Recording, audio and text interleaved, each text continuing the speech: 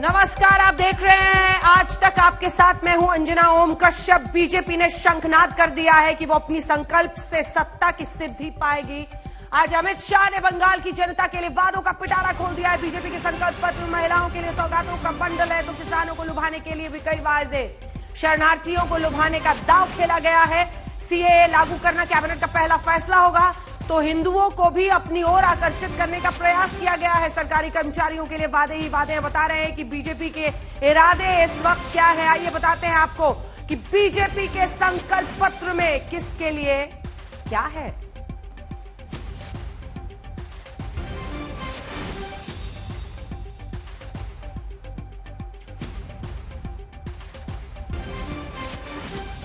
तो सबसे पहले हम आपको दिखाते हैं देश की आधी आबादी यानी महिलाओं के लिए, लड़कियों के लिए क्या वादा किया गया है। 33% नौकरियों में आरक्षण। आप समझ रहे हैं, आरक्षण के इस वादे के जरिए भारतीय जनता पार्टी ने महिलाओं को, क्योंकि लगातार हो रहे चुनाव ये साफ दिखा रहे हैं कि महिला वोट बैंक पार्टियों को इधर या उधर पहुंचा देती है। लड़कियों के लिए केजी से पीजी की मुफ्त पढ़ाई का जो वादा किया गया है वो आप देख रहे हैं। इसी के साथ पब्लिक ट्रांसपोर्ट में महिलाओं को मुफ्त यात्रा, दिल्ली याद कीजिए, ऐसी ही घोषणा यहां भी की गई और लागू किया गया। इस बीच हमने आपको बताया कि कैसे केजी से लेकर पीजी तक की उनकी पढ़ाई के लिए और 33% नौकरियों में भी आरक्षण का वादा किया गया है। ओबीसी आरक्षण की सूची में महिष्य, तिल्ली और अन्य हिंदू समुदाय जो रह गए हैं उनको समाविष्ट करने का काम भी ये भारतीय जनता पार्टी की बनने वाली सरकार करेगी। हमने सभी महिलाओं के लिए केजी से पीजी तक की पढ़ाई निःशुल्क करने का निर्णय करा है। कोई भी महिला हो, कोई भी बच्ची हो, केजी से पीजी तक सारी पढ़ाई का खर्चा बंगाल सरकार, जो भारतीय जनता पार्टी की बनेगी वो उठाएगी। पब्लिक ट्रांसपोर्ट में सारी महिलाओं के लिए निःशुल्क यात्रा की व्यवस्था भारतीय जनता पार्टी करेगी। तो आपने सुना जो एक के बाद एक महिलाओं के लिए वादे किए गए थे। अब बात किसानों की करते हैं। दिल्ली के बॉर्डर पर किसान अभी भी आंदोलन में बैठे हुए हैं, लेकिन किसानों को कैसे साधा जा रहा है इस संकल्प पत्र के जरिए, अब बात उनकी कर लेते हैं। 75 लाख किसानों को फायदा पहुंचाएंगे। अपने वादे के बारे में आपको बताते हैं उन्होंने क्या कहा है। 3 साल से जो रुकी हुई योजनाएं हैं किसानों के लिए, उन सबको हम लागू करेंगे। किसानों का सम्मान परिवर्तन के लिए बीजेपी का यह संकल्प। किसानों को सालाना 10,000 के मदद का ऐलान ये किया गया है आज के इस घोषणा पत्र में। इसी के साथ भूमिहीन किसानों को हर साल 4,000 रुपए का वादा है, जो डायरेक्टली उनको ट्रांसफर किया जाएगा। ये आपको सुना देते हैं क्या कहा किसानों के मुद्दे पर। फसल का सही दाम मिले यह सुनिश्चित करने के लिए लगभग 5,000 करोड़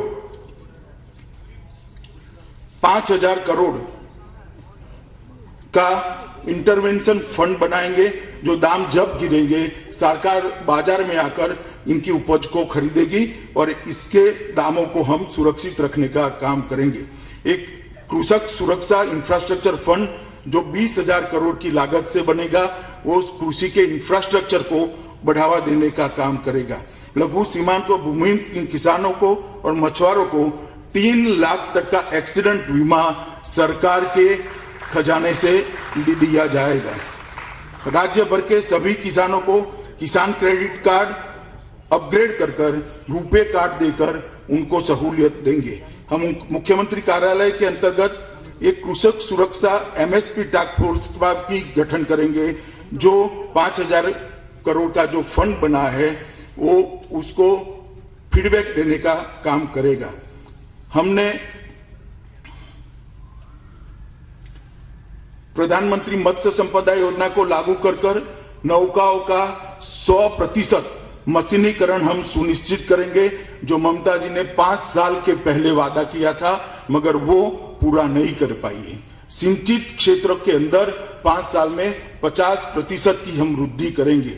बांग्ला श्वेत क्रांति की शुरुआत 1,000 करोड़ के शुरुआती फंड के साथ करेंगे, जिसके माध्यम से अमूल के साथ मिलकर बड़े बड़े कोल्ड स्टोरेज और बड़े बड़े मिल्क प्रोसेसिंग यूनिट यहां पर लगाए जाएंगे और 5 मेगा दूध प्रोसेसिंग यूनिट राज्य के 5 जोन में बनाने का काम भारतीय जनता पार्टी की सरकार करेगी। मुर्शिदाबाद में मलबरी रेशम रिसर्च सेंटर और प्रशिक्षण केंद्र की शुरुआत करेंगे।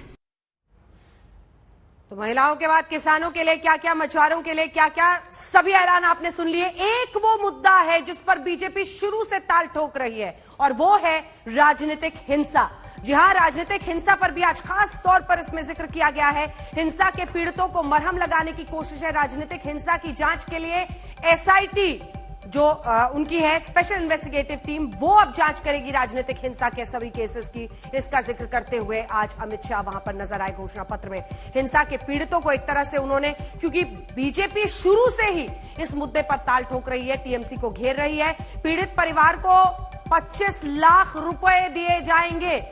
जो पीड़ित परिवार हैं उन्हें 25 लाख रुपए दिए जाएंगे। बंगाल में राजनीतिक हिंसा को खत्म करने के लिए हम कोशिश करेंगे, उसे खत्म होगी, ये सीधा वादा कर दिया आज अमित शाह ने। नागरिकता कानून लागू करेंगे, यहां तक कहा कि कैबिनेट का पहला फैसला नागरिकता कानून सीएए कानून को लागू करना। और देखिए, ये वो मुद्दा है जिसको लेकर ध्रुवीकरण की कोशिश बीजेपी कर रही है। यह आरोप लग रहा था, लेकिन साफ कह दिया है आज वहां पर गृह मंत्री अमित शाह ने बीजेपी के इस घोषणा पत्र में कि शरणार्थी परिवारों को 10,000 रुपए प्रति साल, यानी जो शरणार्थी हैं उनको भी एक तरह से साधने की पूरी कोशिश दिखाई दे रही है। जल्दी से आपको सुना देते हैं क्या कहा गया इस बारे। हमने तय किया है कि 70 साल से जो शरणार्थी यहां पर आकर बसे हैं, जिनको इनके मन में दर्द है कि हम वहां से शरणार्थी बनकर आए, आज हमारी नागरिकता नहीं है। 70 साल से वो अवैध तरीके से रहे हैं।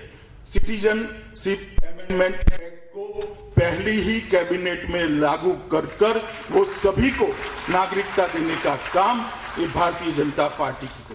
मुख्यमंत्री शरणार्थी कल्याण योजना के तहत प्रत्येक शरणार्थी परिवार को 5 साल तक डीबीटी से 10,000 रुपया प्रतिवर्ष हम ट्रांसफर करने का काम करेंगे, जिससे सम्मान पूर्वक वो रिहेबिलिट हो पाए। वो भी आइए आपको सीधे लिए चलते हैं। अनुपम मिश्रा हमारे सहयोगी इसी खबर पर हमारे साथ जुड़ रहे हैं। अनुपम, साफ है भारतीय जनता पार्टी ने पूरी ताकत झोंक दी है ये बताने में कि राजनीतिक हिंसा पर हम गंभीर हैं। सीएए कानून हमारे कैबिनेट का पहला फैसला होगा। शरणार्थियों को भी लुभाने की कोशिश, महिलाओं को 33% आरक्षण से। लेकिन ये सौगत रॉय टीएमसी के नेता शुरू कर चुके हैं बोलना कि गुजरात के नेता ने घोषणा पत्र जारी किया, बंगाल के नेता कहां हैं, जबकि बीजेपी भी ताकत झोंक रही है। बंगाली जो रीजनल भाषा होती है उसको कहना कि इसको हम अनिवार्य करेंगे। तो जिस टैग से बीजेपी बचना चाहती है, टीएमसी उसी नब्ज पर फिर से हथौड़ा दागने की कोशिश कर रही है।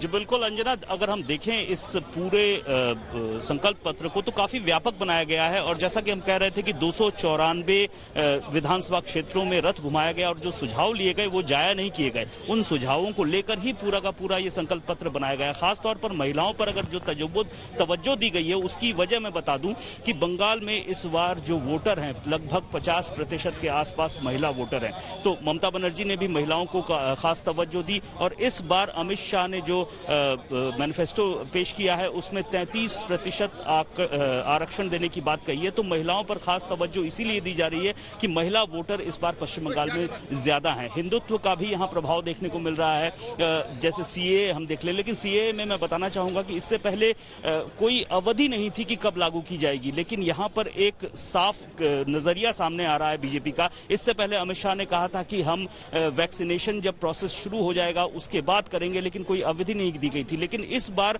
जो कहा गया है कि पहली कैबिनेट में, तो इस तरह से हम ये मान सकते हैं कि एक अवधि सरकार की ओर से दी गई और ये सिर्फ बंगाल के लिए लागू नहीं होगा, ये तो पूरे देश के लिए लागू होगा। तो हम कह सकते हैं कि अगर पश्चिम बंगाल में बीजेपी की सरकार आती है तो मई के पहले, दूसरे या तीसरे हफ्ते के बाद हो सकता है पूरे देश में सीएए लागू हो, जिस तरह से कहा गया है कि पहले कैबिनेट में लागू किया जाएगा। और यहां पर चार चीजें जो हैं, जो ममता बनर्जी ने कहा था कि आशंका जताई थी कि उनकी कॉपी पेस्ट हो सकती है, वो 4 चीजें हैं। पहला है अन्नपूर्णा कैंटीन, जो मां कैंटीन के तौर पर ममता बनर्जी ने शुरू की, पुरोहित भत्ता, इसके अलावा विधवाओं को भत्ता है। तो ये जो 4 चीजें हैं, और ओबीसी में जो आरक्षण दिया गया है, जो आरक्षण माहिष्य, तीली और साहक समुदाय को दिया गया है, उसी समुदाय की बात अमित शाह ने की गई है। तो 4 चीजें तृणमूल के मैनिफेस्टो से बिल्कुल मेल खाती हैं। इसके अलावा बहुत व्यापक है, मछुआरों को के लिए कवरेज दिया गया है, सिर्फ मछुआरे नहीं है, जो छात्र हैं उनके लिए कहा गया है। तो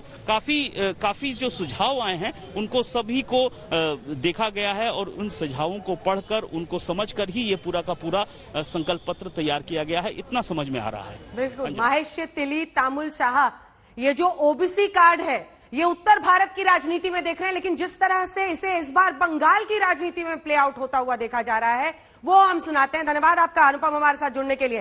देखिए, उत्तर भारत में तो हमेशा माना जाता है कि जाति की राजनीति बहुत हावी रहती है, लेकिन इस ओबीसी कार्ड में, जिसमें पहले रिजर्वेशन का वादा खुद ममता बनर्जी ने किया, अब यही बात अमित शाह भी कह रहे हैं। जरा सुना देते हैं। और सोनार बांग्ला ये कोई कोरी कल्पना नहीं है। सदियों तक भारत का यह हिस्सा, पश्चिम बंगाल, देश की अगुवाई करता था, चाहे अध्यात्म का क्षेत्र हो, चाहे राजनीतिक क्षेत्र हो, चाहे विज्ञान का क्षेत्र हो, चाहे समाज सुधार का क्षेत्र हो, चाहे शिक्षा का क्षेत्र हो, चाहे साहित्य और कला का क्षेत्र हो। हर चीज बंगाल बाकी के भारत से आगे रहता था।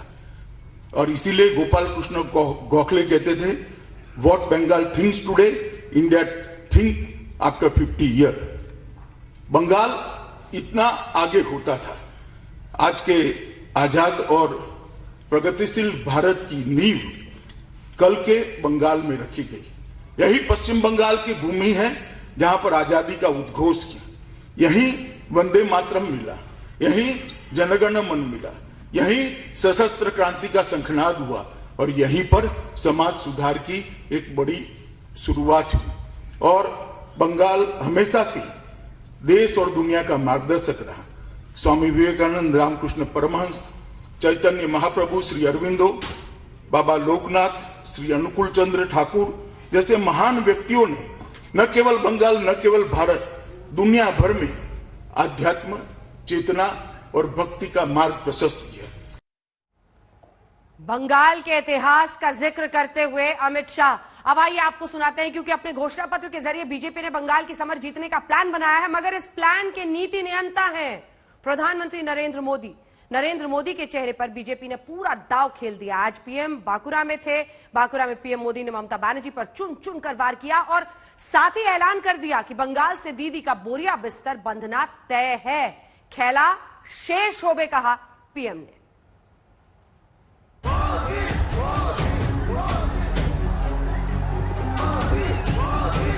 दीदी, ओ दीदी, भ्रष्टाचार खेला चलबे ना, चलबे ना। बीजेपी स्कीम पर चलती है और टीएमसी स्कैम पर चलती है। तो मैं दीदी जाचे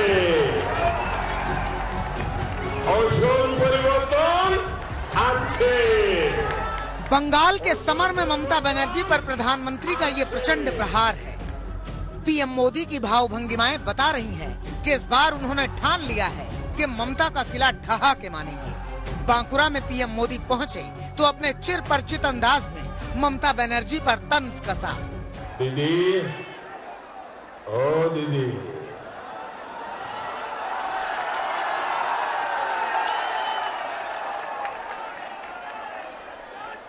भ्रष्टाचार खेला चलबे ना, चलबे ना।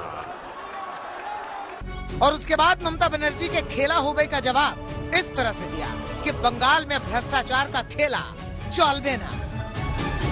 भ्रष्टाचार खेला चलबे ना, चलबे ना। आप बोलेंगे मेरे साथ? आप सब बोलेंगे? आपको बोलना है चलबे ना, चलबे ना। दीदी, भ्रष्टाचार खेला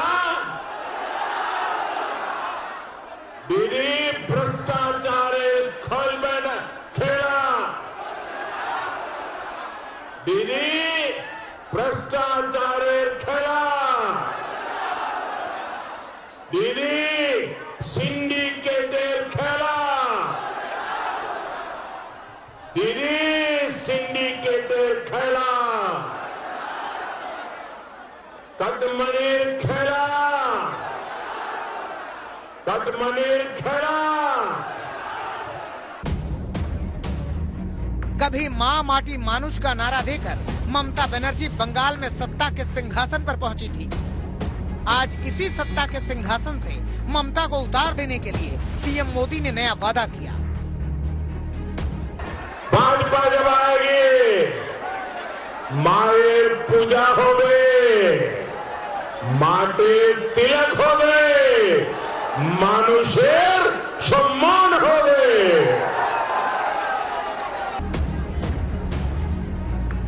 पीएम मोदी ने बांकुरा से इमोशनल कार्ड भी चला। दीदी के लोग दीवार पर तस्वीरें बना रहे हैं और तस्वीर में दीदी मेरे सिर पर अपना पैर मार रही है, मेरे सिर के साथ फुटबॉल खेल रही है। आप बंगाल के संस्कार, यहाँ की महान परंपरा का अपमान क्यों कर रही है दीदी?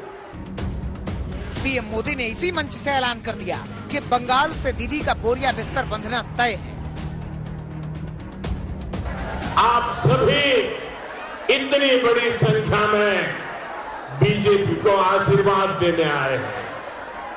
बांकुड़ा की ये तस्वीर साक्षी है कि बंगाल के लोगों ने ठान लिया है 2 मई दीदी जाच्छे, 2 मई दीदी जाच्छे। औषध परिवर्तन আছে, औषध परिवर्तन আছে।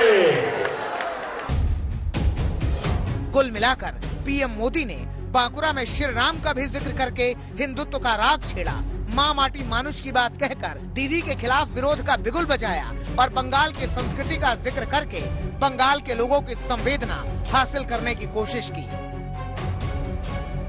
बीजेपी स्कीम पर चलती है और टीएमसी स्कैम पर चलती है। स्कीम किसी भी सरकार की हो, किसी ने भी लागू की हो, लेकिन टीएमसी स्कैम के लिए कोई न कोई तरीका निकाल लेती है। टीएमसी का मंत्र है जहां स्कीम वहां स्कैम। कह सकते हैं कि बीजेपी ने ठान लिया है कि अब की बार बंगाल में परिवर्तन की बयान, मगर परिवर्तन होगा कि नहीं ये समय बताएगा। आज तक ब्यूरो। बांकुरा में पीएम मोदी ने बीजेपी का दम दिखाया तो मिदनापुर के कांती में अमित शाह पहुंचे। अमित शाह इसलिए पहुंचे थे क्योंकि आज शुभेंदु अधिकारी के पिता शिशिर अधिकारी ने औपचारिक तौर पर बीजेपी का दामन थाम लिया। शिशिर अधिकारी के बीजेपी में आने से अब पूरा अधिकारी परिवार बीजेपी का है। क्या है अधिकारी परिवार की ताकत और बीजेपी को अधिकारी परिवार से कितना मिल सकता है फायदा, ये रिपोर्ट देखिए। जीतेगा जीतेगा शुभेंदु, जीतेगा जीतेगा जीतेगा जीतेगा, वोट से जीतेगा। इस उद्घोष को सुनिए और ये समझ लीजिए कि कल तक जो अधिकारी परिवार ममता दीदी की निगहबानी करता था वो अब ममता दीदी को आंख दिखा रहा है, बीजेपी का नारा लगा रहा है, जीत का दम भर रहा है। शुभेंदु जीतेगा जीतेगा जीतेगा जीतेगा, वोट से जीतेगा। शुभेंदु अधिकारी ममता दीदी के खिलाफ नंदीग्राम में मैदान में है और उन्हें अब सियासत की सबसे बड़ी लड़ाई में पूरे परिवार का साथ मिल गया है।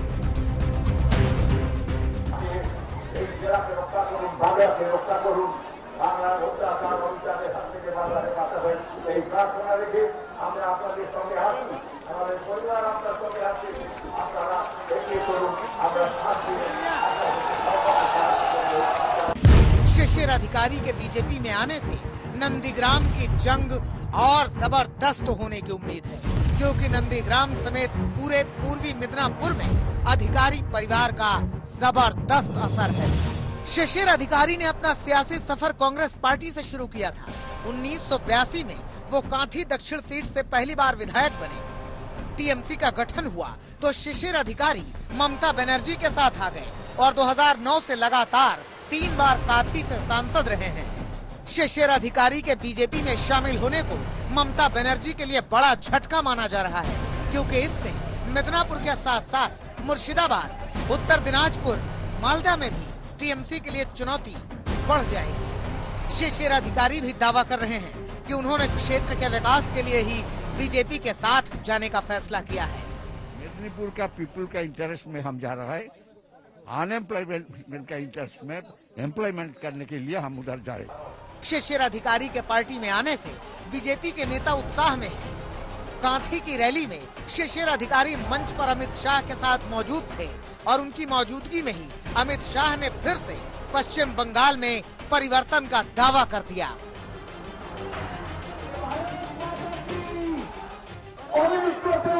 परेशान थे, दीदी ने वादा किया कि हम परिवर्तन करेंगे, माँ माटी मानुष का नारा दिया। मुझे बताइए भाई, परिवर्तन हुआ है क्या? जोर से बोलो दीदी, माता दीदी भी बताए परिवर्तन हुआ है क्या? जोर से बोलो हुआ है क्या? तो परिवर्तन नहीं हुआ। पहले भी घुसपैठ हो रही थी, आज भी घुसपैठ हो रही। कभी ममता बनर्जी के साथ खड़ा पूरा अधिकारी परिवार अब उन्हीं के खिलाफ मोर्चा खोल चुका है, लेकिन दीदी शुभेंदु अधिकारी को मीर जाफर बताकर ये जताने की कोशिश कर रही हैं कि अधिकारियों के जाने से उन्हें कोई फर्क नहीं पड़ेगा। अनेक सम्मान करताम, अनेक ভালোবাসতাম। আমি নিজে মা তারার একটা ছবি এঁকে দিয়ে এসেছিলাম বাড়িতে। আর আজ সেই গদ্দার মীর জাফর বিশ্বাসঘাতকের দল আজ বিজেপিকে হাত ধরে নিয়ে এসছে আর বলছে 2014 সাল থেকে আমাদের সম্পর্ক ছিল।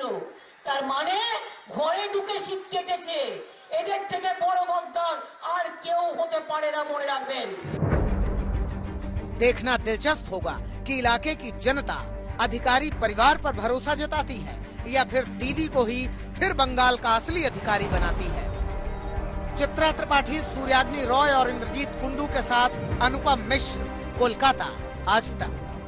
पश्चिम बंगाल में अब की बार खेला होबे कि परिवर्तन होबे, लगातार अलग अलग पार्टियों की ओर से नारे लगाए जा रहे हैं। मुख्य मुकाबले में टीएमसी और बीजेपी है और आपको बता दें बीजेपी के दिग्गज नेताओं ने इस वक्त पश्चिम बंगाल में डेरा डाल के रखा हुआ है। इस वक्त हमारे साथ दिल्ली से सांसद, पूर्व दिल्ली बीजेपी अध्यक्ष हमारे साथ जुड़ चुके हैं मनोज तिवारी जी। और मनोज जी लगातार जिन जिन हिस्सों में जा रहे हैं, एक तो उनके साथ सेल्फी खिंचाने वालों की होड़ लग जा रही है, भीड़ भी उनकी रैलियों में खूब आ रही है, लेकिन ये भीड़ वोट में कितनी तब्दील हो पाएगी ये बताइए पहले आप। नहीं होगी हाँ, अबर होबे, अबर तब्दील होबे, वोटर तब्दील होबे। और इस चुनाव में हाँ। पश्चिम बंगाल की जनता पूरी तरह से जागरूक है और वो परिवर्तन करने को तैयार है। खेला ना होबे परिवर्तन होबे, खेला ना होबे विकास होबे, खेला केनो शासन होते चाहिए, शासन होना चाहिए ना, अस्पताल होबे, किसानों का जो पैसा मिलता है वो दिया जाएगा, खेला केनो। ठीक है, चलिए हम बुलेट से चलेंगे जरा कोलकाता के अलग-अलग हिस्सों में। बुलेट से चलाओगे? दिल्ली के बाद अब बुलेट आ गई है यहाँ पर पश्चिम बंगाल। अरे बाबा, तो हेलमेट है? हेलमेट भी है और पूरा इंतजाम भी है। और दिलचस्प ये होगा, आप ही चलाओगे? मैं चलाऊंगी, आप पीछे बैठेंगे। ठीक है। बुलेट से हम चलेंगे कोलकाता के अलग अलग हिस्सों में। वैसे आपको बता दें कि मनोज तिवारी जी ने यहाँ पर कोलकाता में उनका घर भी है, बंगाली भी बोलना जानते हैं और बंगाली गाना भी गाते हैं। बिहार का आदमी बंगला बोलता ही बोलता है। बिहार और बंगाल का माछ भात का रिश्ता है। ठीक है, चलते हैं अलग अलग हिस्सों में और जानते हैं लोगों का मिजाज क्या कहता है। बुलेट रिपोर्टर के जरिए हमारी बैलेट यात्रा की होगी शुरुआत। আমি এসেছি তোমারো দরবার, দয়া করু মা, দয়া করু মা। नमस्कार।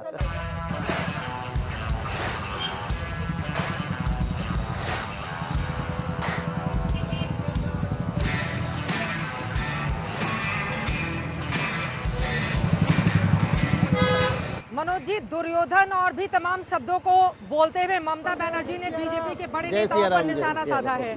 जबरदस्त है फैन फॉलोइंग आपकी भी।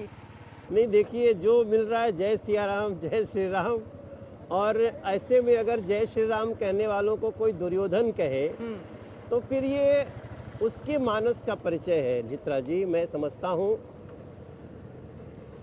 10 साल काम करने के बाद सरकार को अपनी उपलब्धियां बतानी चाहिए, न कि दुर्योधन में और इसमें जय श्री राम के विरोध में और लोगों को आवाज बंद करने में लगे। ये ठीक नहीं है। यही कारण है कि आज पूरे वेस्ट बंगाल में सभी लोग, बीजेपी से ज्यादा पश्चिम बंगाल के लोग टीएमसी के खिलाफ खड़े हुए हैं और वो चाहते हैं कि परिवर्तन होगा।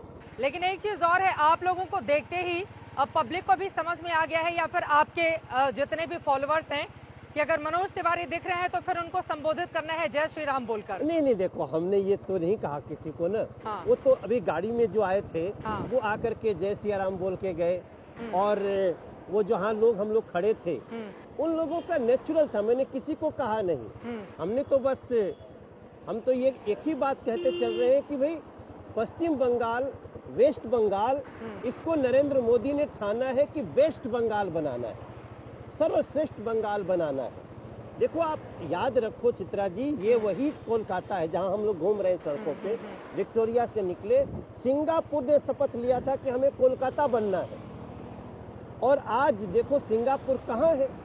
तो हमें पश्चिम बंगाल के लोगों के उस भाव को समझना होगा कि दे वांट बेस्ट बंगाल। आप लोग कह रहे हैं सोनार बांग्ला बनाएंगे, सोनार बांग्ला बनाएंगे। उधर टीएमसी वाले कह रहे हैं, दीदी बोल रही हैं कि पहले केंद्र में जो जिम्मेदारी निकली है उससे सोनार देश बना के दिखाइए, आप फिर बांग्ला की बात करिएगा उसी में। आज देखो, पश्चिम बंगाल के लोग समझ रहे हैं कि नरेंद्र मोदी के प्रधानमंत्री बनने के बाद कोरोना पेंडेमिक में पूरी दुनिया को बचाने का काम भारत कर रहा है। दुनिया के बड़े बड़े, कल वो क्रिस गेल, इतना बड़ा क्रिकेटर, उसने तारीफ किया मोदी जी का वैक्सीन को लेकर। आप सोचिए कि ये वही देश है ना जहाँ पे एक पीपी किट नहीं बनता था, और वही देश आज पूरी दुनिया को बचा रहा है। तो ये सोनार देश बन रहा है, और अब सोनार बांग्ला की तैयारी है। पश्चिम बंगाल इतना इंपॉर्टेंट है कि अगर सोनार बांग्ला हो गया तो हमारा देश सोनार देश होने में बहुत आगे चला जाएगा, और हम उस पर चल रहे हैं। देखिए, अभी आ गई है रेड लाइट। बीजेपी का भी हाल कुछ ऐसा ही है। अभी इतनी सिर फुटअव्वल, आपके टीएमसी से जो नेता आ रहे हैं आप उसको टिकट दे रहे हैं, बीजेपी का जो कार्यकर्ता है उसके बाद वो हंगामा कर रहा है। आपकी पार्टी में बीजेपी वर्सेस बीजेपी की लड़ाई छिड़ गई है, क्या करेंगे फिर ऐसे में? ना, ऐसा कुछ लड़ाई नहीं। देखो, टिकट की बात होती है तो वो पार्टी के लोगों में जिसकी महत्वाकांक्षा होती है उनमें थोड़ा सा ऐसी बात होती है, लेकिन हमारी पार्टी अनुशासित पार्टी है, हम उनको मनाना जानते हैं और समझा लेते हैं, सब समझ गए हैं। लेकिन एक बात याद रखिए, मारामारी होती किधर है? जिधर जीत की संभावना होती है, जिधर जीत की संभावना होती है उधर ही मारामारी होती है। आपको लग रहा है कि जीत की संभावना आपके वहाँ ज्यादा है इसलिए मारामारी है, अदरवाइज नहीं होती? नहीं, अगर जीत की संभावना नहीं होती तो ढूंढना पड़ता है। टीएमसी के नेताओं को फिर तुरंत टिकट देने की क्या जरूरत है? 4 दिन के नए बीजेपी के नेता बने, ऐसा लग रहा है बीजेपी बाहें फैलाकर बैठी हुई है कि आइए टिकट पाइए। देखिए, टीएमसी ने जो सोच रखी थी, माँ माटी मानुस, वो सोच सबकी होनी चाहिए, लेकिन ममता दीदी ने पूरा नहीं किया। आज माँ माटी मानुस सब रुदन कोरछे, और अगर वहां से निकल करके कोई उसी समय अगर आता है और कहता है कि नहीं, माँ माटी मानुस की बात करने वाली दीदी अब उससे विमुख है, तो हम उसका सम्मान करेंगे, करना भी चाहिए। नंदीग्राम में क्या होगा ये बताइए? ममता बनर्जी हैं, आपने शुभेंदु अधिकारी, उन्हीं के जो सिपह सालार थे उनको आपने खड़ा कर दिया। चित्रा जी, नंदीग्राम से शुभेंदु सरकार का जीतना तय है। आप बंगाली बोलते भी हैं? बंगाली बोलते भी हैं? हाँ, और बालों को नहीं, किंतु एक बांग्ला जानी बोलते पारसी। अरे वाह। और आपने बंगाली गाना भी बनाया हुआ है? हाँ, जब मैं यहाँ गाने का स्ट्रगल कर रहा था तो पहली मेरी स्ट्रगल की भूमि यही है। अच्छा। अभी जहाँ आप जा रही हैं ना, आगे एक भवानीपुर में प्रसाद स्टूडियो है जहाँ मेरे जीवन का पहला गाना रिकॉर्ड हुआ था। और हिट हुआ था। अच्छा, कौन सा गाना था वो आपका? गाना तो वो भोजपुरी वाला था। हाँ, वो गाना है ना बहुत फेमस, निबिया के डाढ़ मैया डालेली झुलुआ हो की झूली रे झूली ना, और वो सफल हो गया था। तब मैंने बांग्ला में एक गीत गाया था।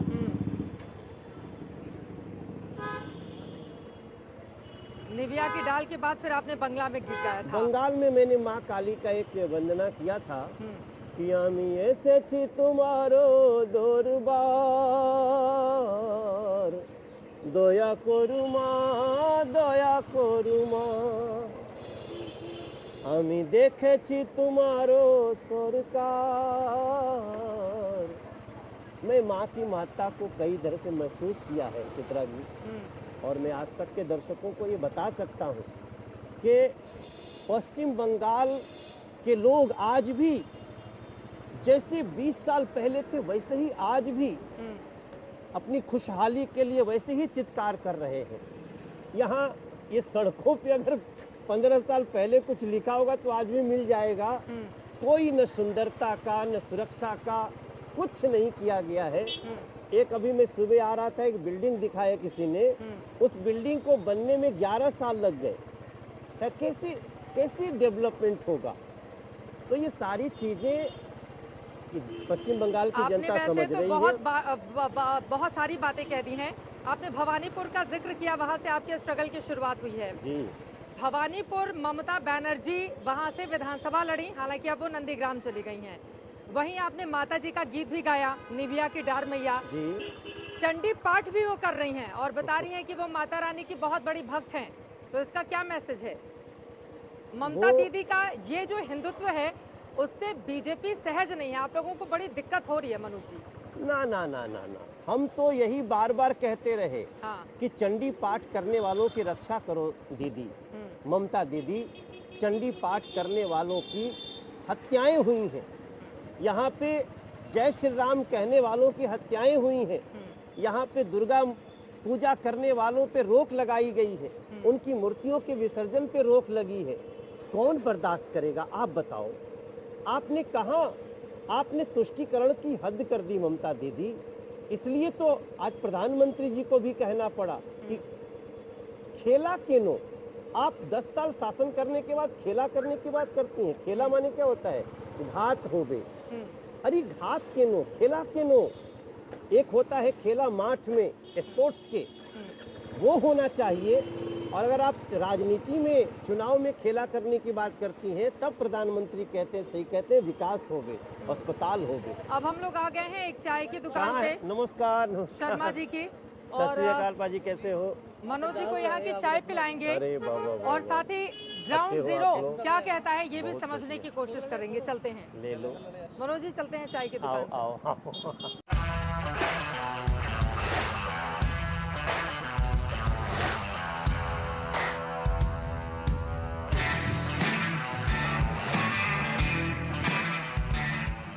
माना ये जा रहा है कि बीजेपी भी खुद को बदल रही है। दीदी चंडी पाठ कर रही हैं तो बीजेपी अब मुसलमानों को टिकट देकर बताना चाहती है कि हम लोग सबका साथ, सबका विकास और सबका विश्वास। इसमें कुछ नया नहीं है। हम तो कई बार मुस्लिम कैंडिडेट दिए। चाय पिलाइए यादव जी। उन्हीं समाज ने उनको नहीं जिताया तो हमने उनको राज्यसभा से लाके मंत्री बनाया। आप मुख्तार अब्बास नकवी जी का उदाहरण देख लीजिए, आप यूपी में मोहसिन भाई का उदाहरण देख लीजिए।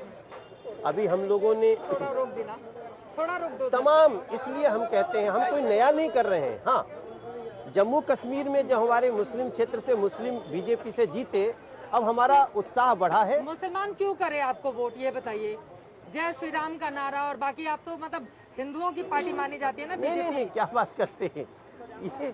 अब किसी मुसलमान को थोड़ी कहा जाएगा कि आप जय श्री राम कहो। वो अल्लाह अकबर कहे, वो अजान करें, कहाँ किसी को रुकावट है? सबका साथ, सबका विकास, सबका विश्वास।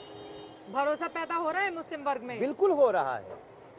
भरोसा पैदा नहीं होता तो श्रीनगर में हमारे कैंडिडेट जीत के आते।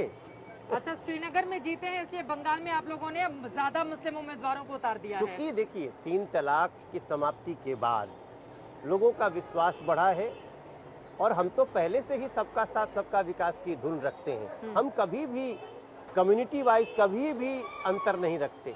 अच्छा मनोज जी, ये बताइए, आप सांसद हैं, बीजेपी ने यहाँ पर भारी भरकम हैवीवेट कैंडिडेट जो सांसद हैं उनको उतार दिया है मैदान में, तो मतलब कैंडिडेट की कमी पड़ गई थी इसलिए ऐसा हुआ कि मतलब कोई रणनीति है इसके पीछे? उन लोगों की इच्छा हुई कि हम लोग विधानसभा लड़ना चाहते हैं, हम पश्चिम बंगाल को सोनार बांग्ला बनाने के लिए अपना योगदान देना चाहते हैं, पार्टी ने मौका दिया, इसलिए वो लोग लड़ रहे हैं। उम्मीदवारों की कमी नहीं है। अरे अब आप देखिए, अभी आपने कहा कि उम्मीदवार देने के कारण कई लोगों की लड़ाइयाँ हो रही हैं। तो उम्मीदवार की कमी नहीं है। हाँ, कुछ हमारे बड़े लीडर्स ने पश्चिम बंगाल को सोनार बांग्ला बनाने के लिए अपना योगदान देने की अपनी बात रखी है, पार्टी ने चांस दिया।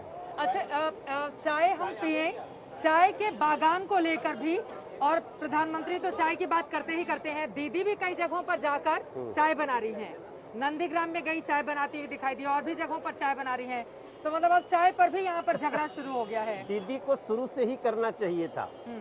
दीदी को चाय वालों का दर्द भी समझना चाहिए था, दीदी को ठेले वालों का सबका दर्द समझना चाहिए था, और दीदी को पश्चिम बंगाल के किसानों का दर्द समझना चाहिए था। जब मोदी जी करेंगे तभी दीदी करेंगे, खाली चुनाव में करेंगी? दीदी खाली चुनाव में करती हैं? दीदी चुनाव में ही कर रही है। दीदी ओनली चुनावे ये चाय आछे, चंडी पाठ आछे। आपके लिए स्पेशली चाय तैयार हो रही है। अरे बाप रे वाह। चाय ला, ये देखिए केसर वाली चाय है ये। अरे वाह, अच्छा ये केसर भी डला हुआ है? केसर डाला हुआ है। लीजिए, कहाँ गए भैया? केसर वाली ये चाय, और चाय को लेकर ये चर्चा चल रही है। मैंने बंगाल के लोगों के लिए, देखो हम लोग बड़ी प्रेम से कहते हैं कि आमी एसेछि तुम्हारो दरबार, दया करू माँ, दया करू माँ, दया करू किसानेर ऊपर, दया करू मजदूर ऊपर, दया करू पश्चिम बंगाल ऊपर, दया करू माँ। आमी देखेছি, आमी জানেছি তোমারো সরকার, দয়া করু মা, দয়া করু মা। কেন কেন মা মাটি মানুষ করে চিৎকার, দয়া করু মা, দয়া করু মা। आप दया करू माँ गा रहे हैं, उधर चंडी पाठ कर रही हैं दीदी, वो भी तो माता रानी से आशीर्वाद ही मांग रही है ना यहाँ के लिए। केवल चुनाव में मांगने से नहीं होगा। हाँ। केवल हम चुनाव में कहें दया करो माँ तो नहीं आप होगा। लोगों का चुनावी नारा नहीं है जय श्री राम? ना ना ना ना, ये जय श्री राम सांस्कृतिक नारा है। सांस्कृतिक नारा है? यस। और दीदी चंडी पाठ कर रही हैं, वो उनका चुनावी मंत्र है। देखो, दीदी अगर चंडी पाठ कर हमेशा करना चाहिए था ना, खाली चुनाव में ही क्यों कर रही हो? और दीदी आपको 10 साल मिला, 10 साल में किसी का भी परिचय हो जाता है।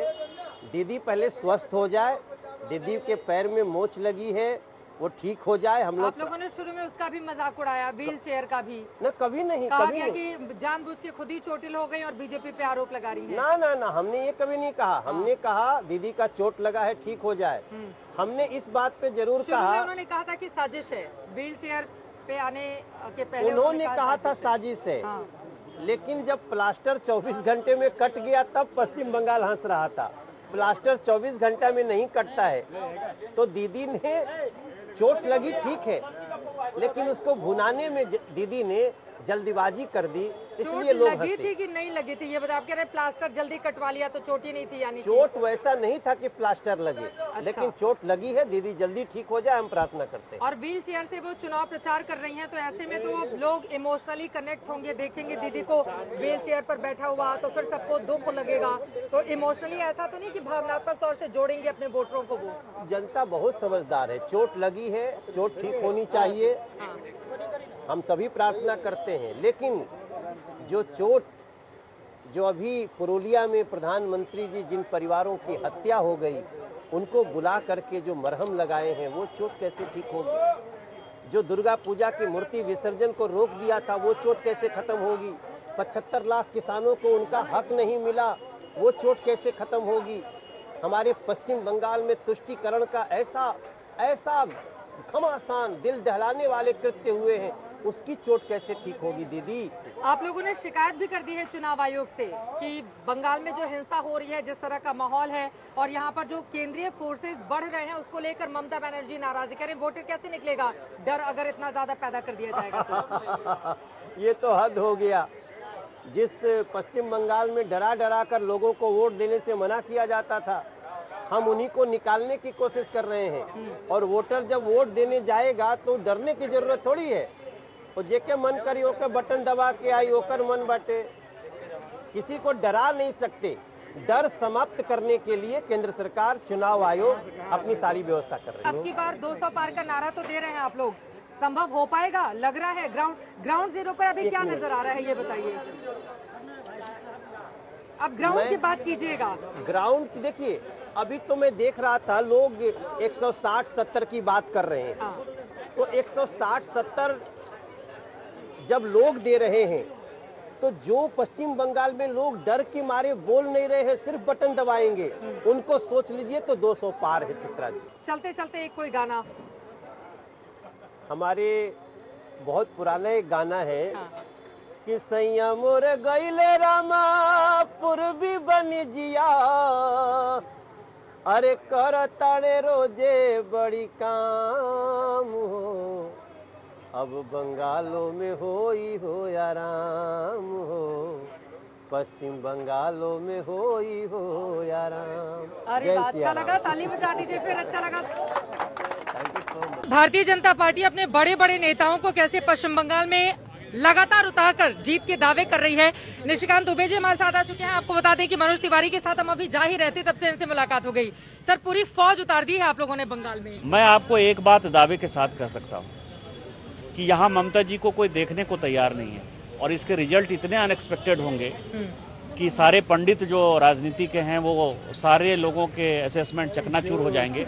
ममता जी यदि 50 सीट जीत लें तो मेरे लिए बहुत बड़ी आश्चर्य की बात।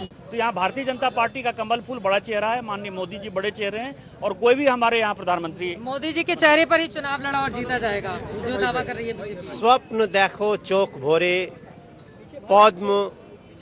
पद्म ए बार घोरे घोरे, कमल इस बार घर घर है। नरेंद्र मोदी जी के हाथ में पश्चिम बंगाल रस्सी थमा रहा है।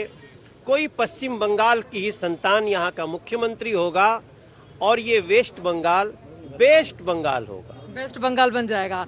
मनोज तिवारी, निशिकांत दुबे दोनों दिग्गज सांसद हैं, दोनों को ही आप सुन रहे थे। अब वेस्ट बंगाल बेस्ट बंगाल बन जाएगा, यानी कि सोनार बांग्ला, जिसका ये लोग दावा कर रहे हैं। लेकिन इस दावे में कितना दम है, इसके लिए 2 मई का हमें करना होगा इंतजार।